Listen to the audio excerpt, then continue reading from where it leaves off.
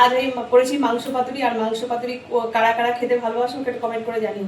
আর দেখো মাংস পাতুরিটা আমার কি সুন্দর হয়েছে, এখন পুরো পোড়া পোড়া ভাব হলে তবে পাতুরি খেতে ভালো লাগে। আর দেখো আমার পাতুরিটা এত সুন্দর হয়েছে, তো কি বলবো, তোমরা একদিন এইভাবে পাতুরি করে মাংস পাতুরি করে খেয়ে দেখো, দারুণ লাগে।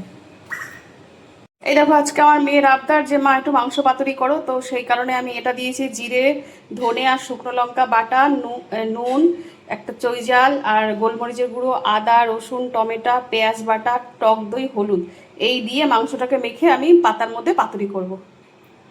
দেখো মাংসটাকে আমি সব কিছু দিয়ে বেশ সুন্দর করে মেখে নেব। তো তোমরা ভাবছো মাছ পাতুরি এবার টক দই, যেহেতু চিকেন একটু টক দই দিলে খারাপ লাগে না, তোমরা একদিন করে টক দই দিয়ে করে খেয়ে দেখো, একদম খারাপ লাগে না। এইবার আমি পাতার মধ্যে বসাবো।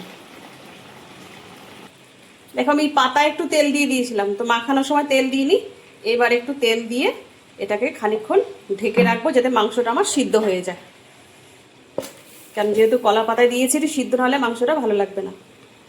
মাছ পাতুরি আমার এই পাশটা হয়ে গেছে, এবার একটা প্লেটের মধ্যে নামিয়ে আমি যেরকম ভাবে মাছ পাতুরি উল্টাই, আর এই পাতাটার মধ্যে একটু তেল লাগিয়ে নিয়েছি, এইভাবে দিয়ে মাছটাকে মাংসটাকে এইভাবে উল্টে নেব।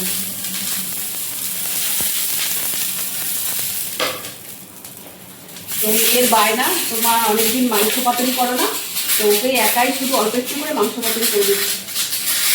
আর দেখো দারুণ ভাজা হচ্ছে, ভাজাটা শুধু একবার দেখো মাংসটা। আর সবসময় পাতুরি যেমন পোড়া পোড়া ভাজা হয়, খেতে দারুণ লাগে। তো দেখো মাংস ভাজাটা একবার দেখো পুরো পোড়া পোড়া ভাজা হয়েছে, এই ভাজাটাই পাতুরিতে বেশি স্বাদ হয়।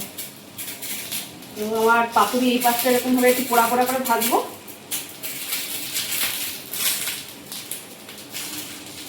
আর পাতুরি যদি না পড়ে মানে স্বাদ ভালো হয় না, তো এইভাবে দেখো হয়ে গেছে, এই পাশটা ঠিক এইভাবে ভেজে নেবে।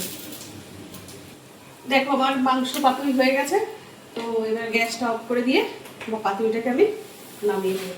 দেখো তোমরা এইভাবে একদিনকে সলিড পিস দিয়ে বেশি ভালো লাগে, হাড় দিতে পারো, হাড়ের থেকে সলিড পিস থাকলে এরকম সলিড পিস ছোটো ছোটো করে কেটে মাংসটাকে যেরকম মাংস রান্না করো ওরকম মশলা দিয়ে সব সুন্দর করে করে খেয়ে দেখো, দারুণ লাগে। দেখো আমার মাংস পাতুরি পুরো রেডি। আর এরকম একটু পোড়া পোড়া ভেজো, পোড়া ভাজাটাই বেশি স্বাদ হয় মাংস পাতুরির।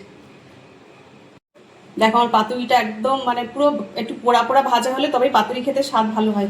তো আমার পাতুরিটা ঠিক আজকে সেই মানে পোড়া পোড়া ভাব এসছে। এই পাতুরি মাংস এরকম পোড়া হলে তবেই দারুণ লাগে খেতে। তোমরা একদিন এভাবে করে খেয়ে দেখো।